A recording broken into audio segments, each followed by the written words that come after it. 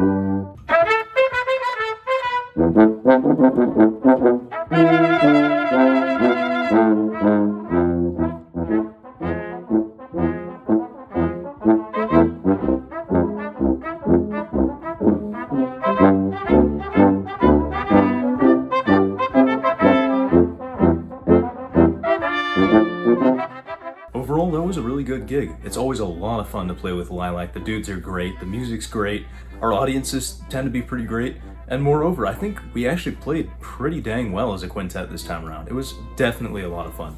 And it sounds like we might have a couple more things lined up this summer, fingers crossed.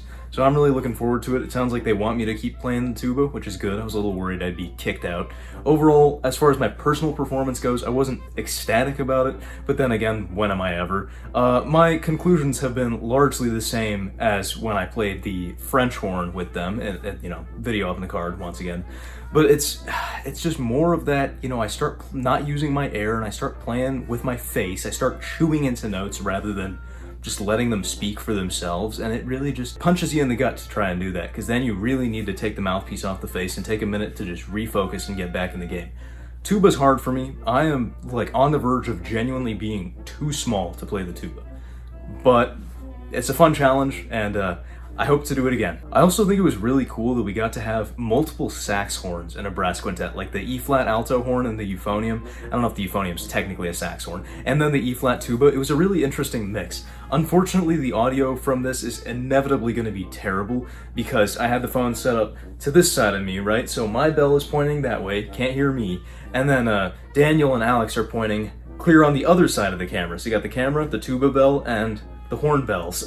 So that's pretty unfortunate. Not good audio placement. I should have brought my tripod and tried to record from out in the audience, but then again, I'd have to record the whole concert, and I don't know if my phone storage can handle that. Anyway, I won't ramble on for too much longer. I'll let you enjoy the rest of your day, but thank you so much for tuning in. That was the Lilac Brass performing at Rockwood Retirement Center, and until next time, we'll see you on the flip side. I forgot to snap. We'll see you on the flip side. Thanks for watching, everybody. If you want to support the creation of bigger and better content on the Samuel Plays Brass channel, have your name featured right here, and a whole host of other perks and benefits, then please consider pledging your support at patreon.com/SamuelPlaysBrass. For now, you can find more videos in the end screen cards to my left.